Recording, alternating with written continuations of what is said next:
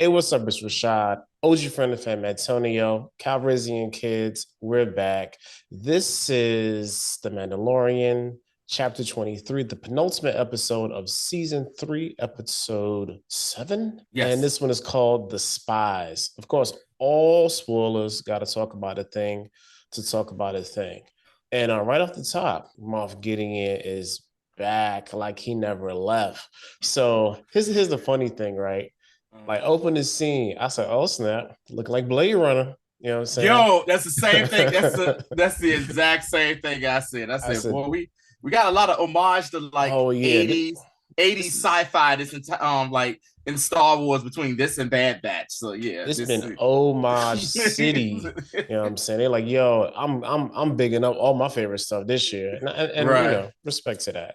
Yeah. So we see Elia Kane. You know what I'm saying? Trash. Trash. Her Imperial behind, walking through the city and like Mhm. walks to this alley and just walks into a probe droid real casually. Yeah. I'm like a probe droid on Coruscant? Right, yeah. Like ain't nobody seeing this? You know what I'm saying? That's So she talks to the thing, gives it a code, and then boom, your boy Moff shows up and she says, "Hey, got some problems, big dog." So what happened? Hey, your boy Grief Karga got some help, the pirates, the pirates in trouble. You know what I'm saying? Yeah. So and this would make so much sense to me because your boy, what's the pilot from last episode? What was his name? The pilot. He was right because he was like, these things feel like they kind of like disparate. Coincide. Everything is Yeah, coincide together. yeah. Yeah. He said, but nah, this is for real because we already see that Moff Gideon hired the pirates to basically terrorize Navarro. Mm-hmm. And she's like, nah, like they got help. He's like, help from who? It says Mandalorians. He was like, what Which man? one? Which ones? Which one? And when she said those names, you saw Moff Gideon face be like, oh, these niggas, man. Like them bastards don't even get along. What do you mean? Right, yeah. Last I checked, when Luke came and scared the hell out of me, they really weren't messing with each other. Yo, let's flash back. Let's flash back real quick. I had to put some lip balm on. Yo, do y'all remember seeing Moff Gideon's face at the final of what season 2 when Luke Skywalker showed up and everybody was like, "Yo, who is that?" And Moff Gideon saw that lightsaber. My man knew right away. He was, he was like, "Not this motherfucker." He said, "Oh, so we got a whole Jedi up here." Yeah, and this Jedi, he was scared ishless, as they would say. Because you already know Moff know everybody. You know what I'm saying? Like Moff, right. He named Din Djarin whole name, what planet he was from, and the whole nine. So he ISB. So already know he knowing people. So so she said, "Hey, go about your business. We still on plan." You know what I'm saying? Yeah. You still on the cover. So this next scene right here, crazy. So I watched episode twice. I watched it early this morning, and then I watched it again probably about a couple of hours before we started recording. And you text me and said, "Hey, what time we gonna do this?" Fine. I said, "Yeah, I'm watching now." The boy made notes. I had to make notes because we got some people. We got some people in this meeting, bro. Up in this. So can I go from here, or else you okay? You got it.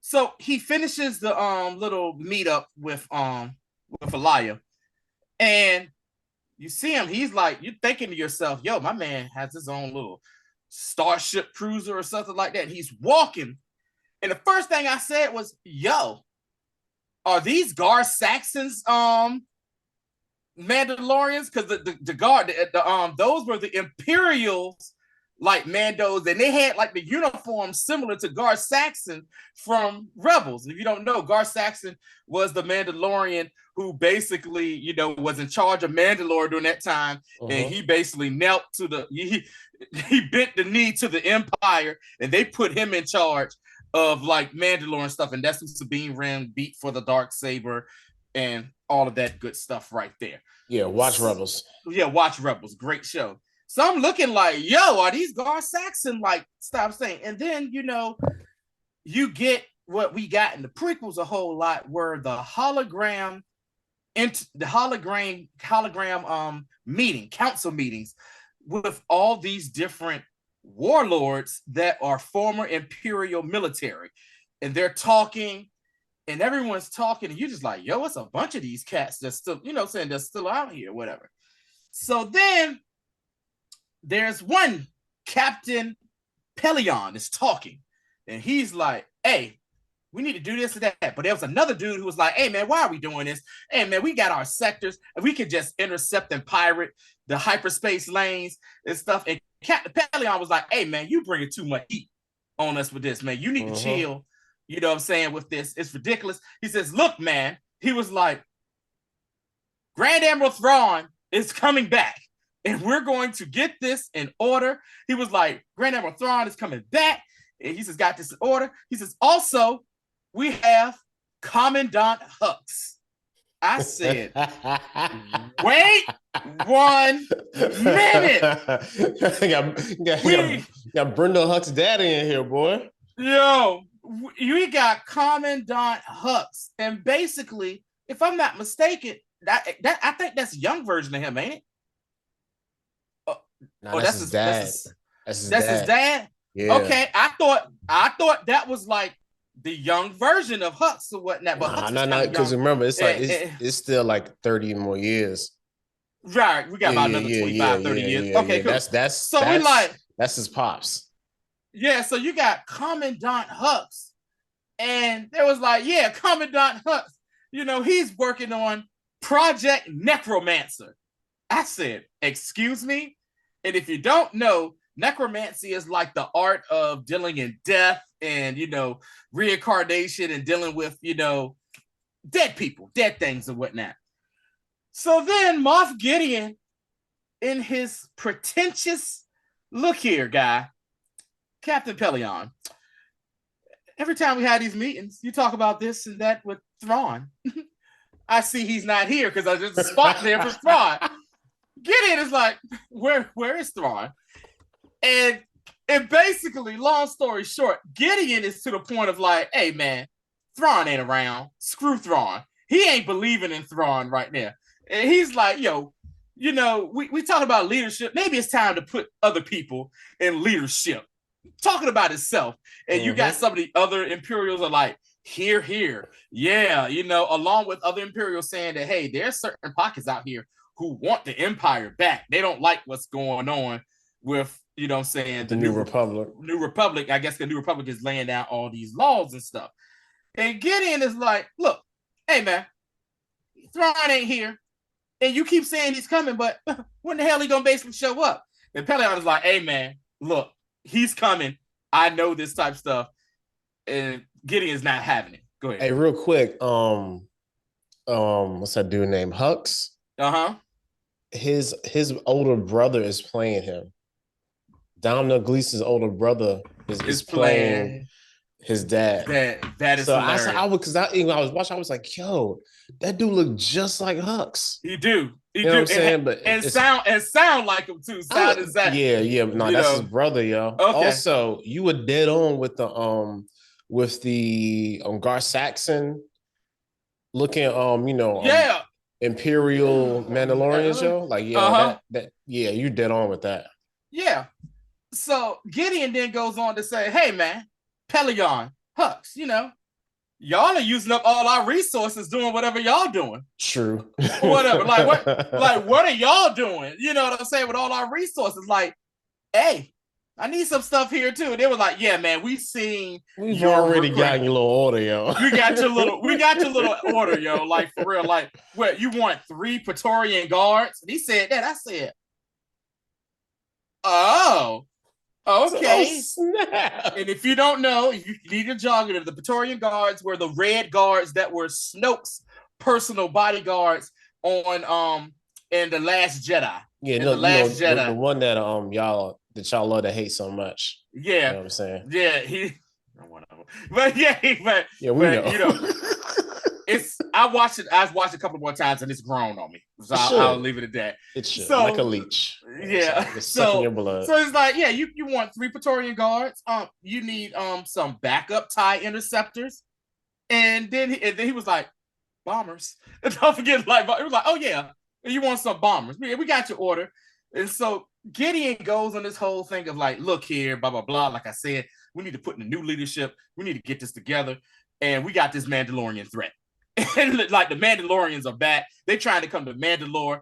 And I'm saying to myself, like, why is he so pressed about stopping them coming back to Mandalore? We find out later on.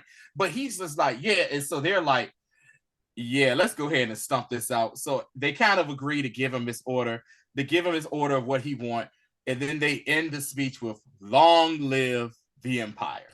Yeah, just a real quick to the Project Necromancer is definitely a nod to Palpatine. Yes, you know what I'm saying, coming back, and Pelion.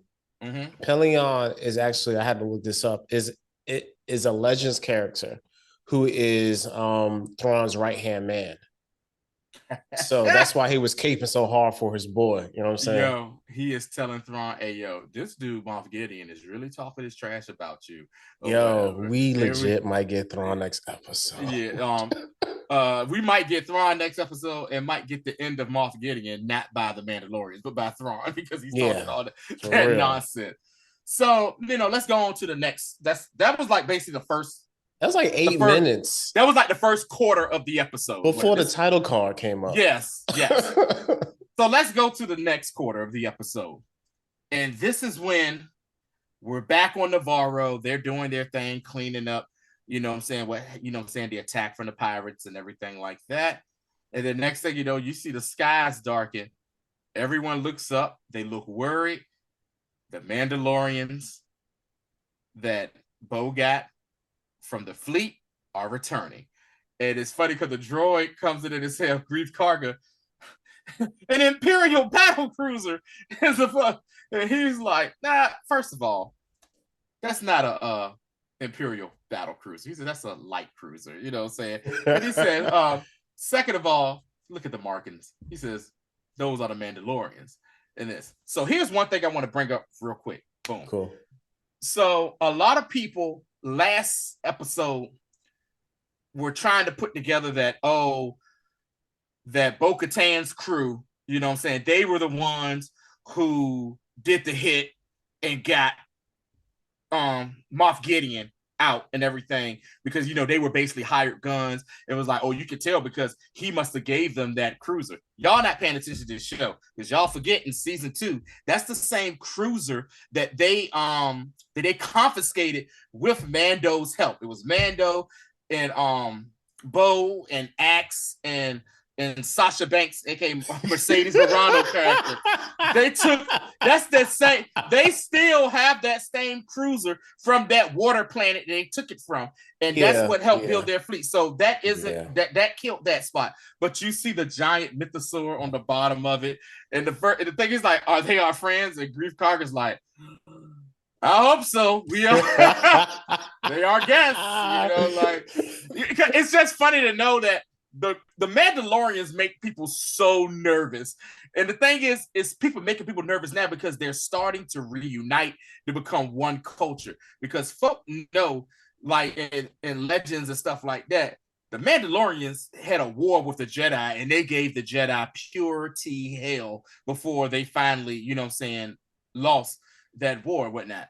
So, the Mandalorians, they arrive, and there's a tense meeting because on the way down, you see Bo's talking to Den, and she's like, I want to know how this is gonna go. And he's like, he was like, it's gonna be all right. She's like, no, it's a lot of tension between these two groups right here.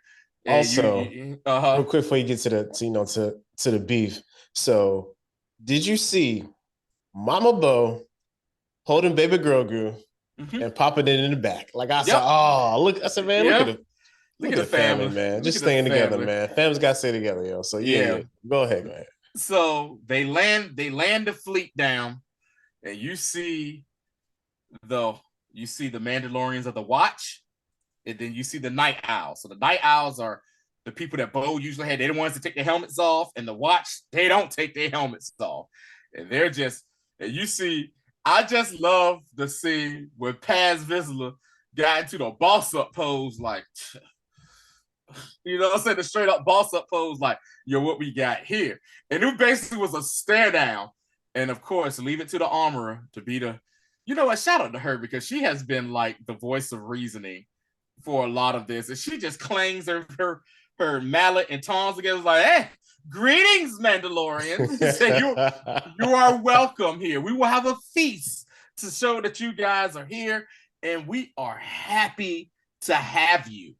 And so they all just kind of stare each other down and was like, all right, then bet. So they set up camp. In the meantime, Grief Karga comes out and is like, meets Den, is like, oh my God, I see. He said, man, that's a hell of a fleet you got right there. And he's like, yeah. He was like, well, it's good to have you back. Blah, blah, blah. He gave him some like Star Wars Hennessy or something that looks like he gave him some Star Wars Zinfandel. And then he was like, hey, this ain't the only gift I got for you. So they go back to Grief's palace, and you see IG-11 coming out. And you're like, oh snap, they fixed IG-11. But it's not IG-11 exactly. It's IG-11 with other, parts of the same type of droid. And it's one of those little Anzellans. Anzellans. That's the same, the same thing from Rise of Skywalker, Babu Frick. His and they come in and he's driving it like a little like robot. He's in control of it and he's driving it. And then he's like, what you do to IG-11? And then Grief's like, man, that ain't IG-11. It's IG-12, man. Look, it's safe. We wiped the memory and everything. And he said, the best part about it now is, a person, what I'm saying? Whatever you get up in here. Yo, you know what that sound like? What? We got McDonald's at home. It does sound like that. Give me McDonald's. We got McDonald's at home. I can make McDonald's. As a kid, I used to get pissed off about that. The burger come out all thick and big, and you like, this ain't no McDonald's burger or whatnot. Yo, man, because he said it just so proud. This is IG-12. I said, man, IG-12. This bootleg IG drawing, yo. Yeah. And so they was like, yo, we made it where, someone can fit it there. And Grogu looked, and Grogu's like, me. Right. Because you saw the little thing got out and was like, the baby, or something like that for the baby. And bad Grogu, baby, no squeezy. No squeezy. And so, and then Den is like, like a father. No, I don't know about this. Right? You're like, yo, do you know my kid over here, man? Yo, my kid is, what my kid be doing? Like, I don't know. He was like, hey, man, just sit up, put him in there. And I love how Grief Karga does what, like a grandfather. Like a grandfather would do. Just sit him in there and just see how he fits. So put him in there, son. Shut up, son. I got this, son. This is my kid. And then Grogu gets up in there and it's like, oh. And then he was like, I mean, okay, yeah, maybe when he gets older, but Grogu, that thing has two buttons. Yes and no. Yes That's and no. No. He said no. He said, see, he likes it. Yes. I was like, oh. And he was like, let him try it out. He was like, well, let him do it in the office. He said, not office. He's not going to. It's such a grandfather move. That is such a grandparent move. Like, let him do it while he at my house. Let the boy have fun. Let the boy have some fun. I let you have fun, right? Right. And he'd be like, no, you did not. No, you didn't. And so then Grogu starts walking around and he was like, look, he's doing great with it. He running into stuff. He running into blue. And Grogu loving it. Yes. And so he's saying yes in the next scene, walking down the street in the plaza. The whole time I was thinking about this, I said, where's Daniel Bryan from WWE when you need him? Yes, with the yes chant with that. So he's walking. Oh yeah, Hard On Wrestling. Hard On Wrestling podcast. We here. So Hard On Wrestling podcast. Hard On Wrestling. Anyway, but yeah, so he's walking. He's excited. Grogu like, I ain't got to be in that little hover thing no more. Yes, yes, yes. Then Grogu does Grogu things. What is it? Your boy sees some snacks. He said, "Oh, yo, I'm about to snatch these snacks." Straight eating, just out of daggone concessions on the side of the road. You know what I'm saying? In front of the person's daggone in front of the shop owner. He's like, "Fam, what is this one? And why is he eating? Like, how is this even happening?" He's like, "Hey, you gonna pay for this, big man?" He's like, "Oh, I gave him a credit." Then your man picks up the I forgot what that stupid fruit is called. Picks up the fruit. And he just squeezes it and it just explodes. No, I love it how like he's like, give it here. He holds it up away from him. He's like, keep away with your boy. Keep away with his dad. Also, too, I noticed something. You know what that fruit looked like? It looked like the same fruit that Thanos was collecting on his retirement planet at the beginning of at the end of Avengers. The same fruit from Guardians of the Galaxy 2. It was like, yeah, it's not ripe. Yeah. It was like that same fruit. It looked like, but it has a Star Wars name. I don't remember. Not important. So let's get back to, you know what I'm saying, they go back to the camp and it's the, you know, the Mandalorian dinner thing, and it's like you see some of them mingling with each other, but it's still real tense. Like it's like the worst family reunion ever. Yeah, it's like I don't know. I don't know these cousins over here. Yo. We're gonna get down with it over here. We're gonna get down with these cousins right here.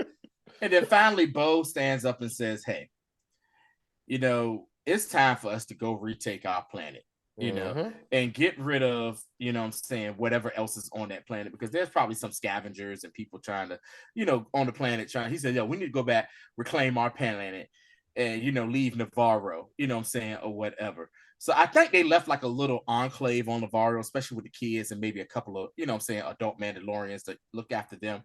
But, you know, she was like, "Look, I'm going to have a party, you know what I'm saying, to go survey the surface, because, you know, we got to see what's going on. We can't, you know what I'm saying, get any signals through because of the magnetic storm that's over the planet." And so, of course, you know, the first person to volunteer is Bozo booth thing there. Papa Bo. Papa Din Jardin. Yeah, I'll go. And then everyone's starting to, you know what I'm saying, and there's people from both clans picking. And the final person to say they want to go is the armorer. And I'm like, yo, this is really dope to see that they're finally starting to, because the last time we saw the Mandalorians united was the episode of Rebels. It really wasn't, it just was like Sabine and like another clan. It was and Bo-Katan. Like, right. It wasn't everybody. It felt monumentous, but like on the real, it was like y'all just starting. Yeah, right. So you see the scene where they, you know, saying they're leaving Navarro, they're heading there, and I always love the Star Wars when they jump out of hyperspace. I don't know why, it just feels right. It just feels right or whatever. So they get over Mandalore, and Bo goes down with her reconnaissance crew. You know, they go down and they're looking, and it reminds me that, you know, like they open up the drop, you know, it's in a drop door so they can drop down. And Paz is like, "Oh man, it's worse than what it was." And then, you know, Woz was like, "Yo, I was here the night it happened." That lets you know, remember that the Watch, they were not on Mandalore. They were on the moon Concordia. So they don't, you know what I'm saying, they know about the Purge, but they didn't experience it. And a lot of them never been to Mandalore at, you know what I'm saying, hadn't been to Mandalore. Some of them were, but they were banished years ago. And so they get down, they, you know what I'm saying, say, "Oh yeah, it's safe for the fleet to come down," and they decide to go on a little, you know, excursion, you know what I'm saying, start making their way. Yeah, trying to find a great forge. So next thing you know, they're looking, man. Dennis like, "Hey, yo, I see something coming over the horizon over there." And you see like this barge, like this big old like ship barge or whatever. And you're looking, and she's like, "Yo, I see the signs of the night owls up there, and they're ways, and they're talking to each other, and they can't really make each other out right away." And it's like, "Hey, y'all got food?" It was like, "Yeah, hey, it's so black. That is, you saw who was in charge of them." He's like, "Hey, and my boy, y'all got some food over there? Hey, I got something to eat. Y'all got something to eat? Y'all got some food over there, yo?" And then she was like, Bo was like, "Yeah." and they're talking, and then the armorer is like, "Oh, they Mandalorian." And then the producer said, hey, "Is that the voice of Lady Kreese, Bo-Katan Kreese?" And she was like, "It is." And then they jumped down, and they basically was like, they were some of her old night owl folk, and they basically, were her followers, and they like basically was like, "Hey, we failed you, and we just want to be able to repledge our guns to you as our leader," because she was their leader during that time with the dark saber and everything like that, So that became a scene. I said, "Oh, so we have another sect of Mandalorians coming. They're night owls, but they're night owls that didn't leave the planet, or put it like this, they couldn't leave." So they couldn't leave the planet because it goes to like a dinner scene with them, and the leader of that group is like, "Hey man, like, yeah, it was bad when it happened. Every ship that tried to leave the planet, they shot it down. They shot us down. They tortured us. We couldn't really go underground like that, so we basically wandered on the surface, until it was kind of safe to go underground, just a little bit." And they was like, "Yeah," they're like, "Yeah, man, they was punishing us for not surrendering." And then Bo had a moment of clarity, and she had to explain to them exactly what happened. And she was like, "No." And you saw the Sasha Banks character look at her like, "No, don't tell," like kind of get that look like, "Yo, don't." And she's like, "No," like she's like, "Look, I did surrender." And she was like, and everybody was like, "The hell you mean you surrendered?" That's how he got the dark saber. She's like, "Look here, they wanted to meet with me, because the thing that was going on, and Moff Gideon promised to leave Mandalore, say our people alone and everything, if I surrendered to him and everything, but he lied, and that's when he went on ahead and bombarded the planet anyway, and this and that. I apologize, I'm sorry, but I was looking out for my people." And it became a thing where they kind of everyone seemed like they understood. Yeah, And it felt like, yo, like, okay, like you ain't that much of a jerk. yeah, You know what I'm saying? Like he was really thinking about, like he really wasn't being selfish. You know what I'm saying? She said, she was like, "Yeah, I kind of was selfish though." Right. Because Den talked to her about that. Because Den was like, "Yo, I want to apologize. Like everything that we were told, the watch was basically told about you was that you were selfish. Yeah, it was a lie. You know what I'm saying? Was a lie." And she was like, this. And then he once again, the relationship is coming, y'all. I mean, he said, "Hey man, how do you want it? How do you feel? Coming up as in the cash game, living in the fast lane. I'm for real." Yeah, my man said, "I pledge." He says, "I pledge myself to you until basically I'm dead. I'm you." And she had that look like, oh. Sound like like the lyrics to like an R&B wedding song. You right. Know what I'm saying? Right. So Jesse Powell, you. So we get back to the barge, and you see that the barge have some people that are kind of hurt and sick and stuff. And the armorer is like, "Hey, yeah, some of these people ain't gonna make this trip. We need to get them on up out. We need to get them up out of here." She was like, "You take me. We go back to the ship. I'll take them back up to the fleet or whatever." And the other guys was like, "Hey, we'll still go." And then she was like, "Yeah, because we trying to find the forge." She was like, "I can do you one better, baby. I can take you right to it." Yes. So that was kind of the end of that arc. Hold on. I'm going to that's the next part, so that's the fleet. So that's I'm about to go to the back page of this right here. So then we're onward to the forge. We're going to the forge, and it's like a straight up pirate ship. You got the guy at the top mast, and he's like, "Hey, yo, hold on real quick." Hold on, Tony. So while before all this was going on, you know what I'm saying? We got our boy Axe Woven and Paz. They're playing Star Wars chess. Yeah. And they're arguing over the rules of the game. You know what I'm saying?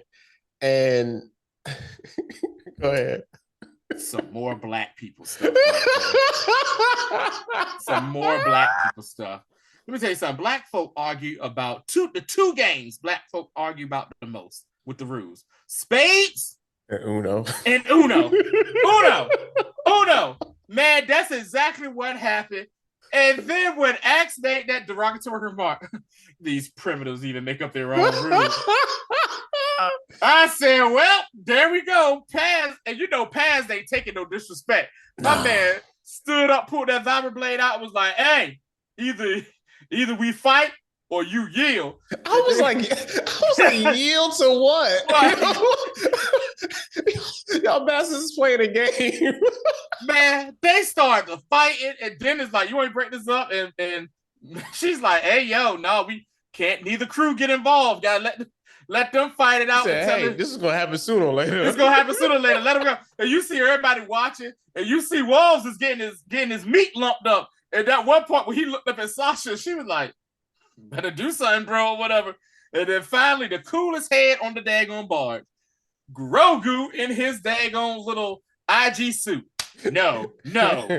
He's stopping them. No. And they finally was like, all right, yo, they quit. Here go, Bo.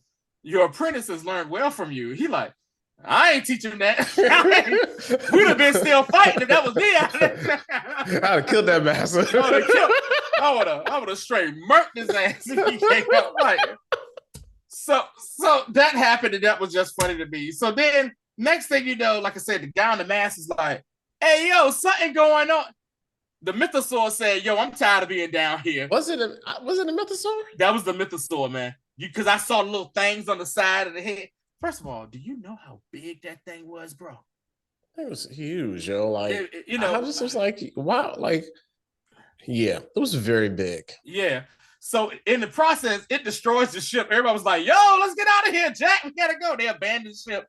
They destroyed the ship, and they said, hey, we gotta go underground. We'll follow. And so they finally get to the Great Forge. And this is the first time a lot of them have seen it. Yeah. Because they, you know what I'm saying? Like, especially the watch folk had seen it. Because Den was like, where are we? Yeah, he said, yo, where are we? And then Wolves was like, yo, man, this is the Great Forge. It hasn't been lit since, you know, the Purge, you know what I'm saying, on Mandalore or whatever. And Paz was like, yo, this is where y'all lived at? And she was like, and Sasha was like, your character was like, yeah. And then my guy that was with the group that never left, he was like, yo, this is where we stayed, bro. Like, this we never left. We've been here. And so next thing you know, they hear some more rocket packs. They're like, oh, it's more Mandalorians. Wrong. It's the Imperial what's his name? Samson. Moff Gideon's crew. And they out Samson? Whatever. One of them biblical names. Gar Saxon. That's what I was trying to say. Gar Sampson. Gar Saxon looking folks out there. But, you know, they fighting and they're like, yo, man, we pent down. We got to get out of here. And so you see Paz and Axe Woes kind of crushing. He was like, hey, man, go up. You fly up. Let me give you some cover. You can get out of here and go get to the fleet. Get to the fleet. And they run it and they push and they take out most of them. And they're going. And you're looking. You're like, where are they at? They look like they're in a base. Yo. Like when I was like, this looks really Imperial. You know what I'm saying? Yeah. Like, as it was running through the maze, it was like, for Mandalore. I was like, dog, this looks like we like a daggone Imperial base. Right. And so basically that is why Moff Gideon is like, yo, we got to stomp out this Mandalore problem, because that's where his base of operations is at, on Mandalore, in the, you know what I'm saying, underground, which is crazy. Near the forge, by the, you know what I'm saying? Yes. Near the forge, by the way. Hence the remnants of Beskar on the on the ship last week. Right. You know because they were shooting, and it was like, yo, they got Beskar suits. This also goes back to when Bo and Den, after getting cleansed, left Mandalore. You had all those Intrepids, you know what I'm saying, those TIE Intrepids all around and stuff, because he was basically right there. We in their backyard for that. So they get there and they get caught up and get locked up in the room, and there goes Moff Gideon comes out of nowhere. He's wearing his little Mandalorian helmet, his Mandalorian outfit that he'd have made out of the death droids and all that stuff. And he's talking he always gives them speeches in the penultimate episodes. Like your boy said, he said, yes, this is the latest incarnation of the Death Trooper, only made better because I'm in it. Yeah.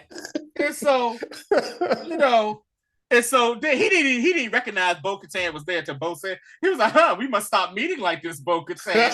I said, yo, that dude is wild. And in the meantime, Den is separated from them and he's been captured. Yeah, and they should have got your boy. And so Bo and them are like, yo, screw this. They try to get out. She cuts a hole out. And Paz Vizsla's like, yo, get behind me. MVP of this episode is Paz Vizsla, bro. Hey. We've been riding Paz since the first episode, but like Paz came through for the people this time. My man took that heavy gun and went to work, cleared everything out.